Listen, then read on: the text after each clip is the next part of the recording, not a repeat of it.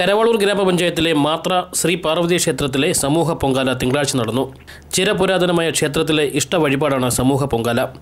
തിങ്കളാഴ്ച രാവിലെ 8:45 ക്ഷേത്രം മേൽശാന്തി എൻ ശംഭുപോറ്റി ഭണ്ഡാരയൊടുപ്പിൽ അഗ്നി പകർന്നതോടെ പൊങ്കാലയ്ക്ക് തുടക്കമായി.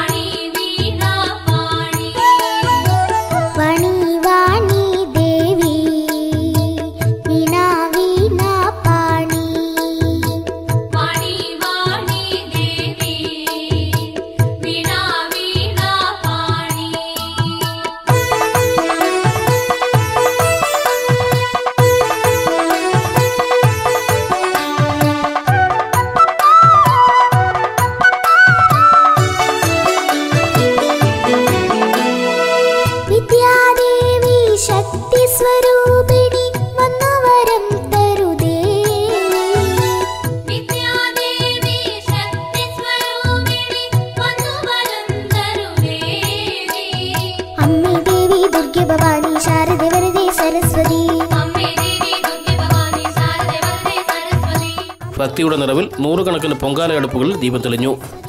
ലൈവ് വാർത്ത പുനലൂർ.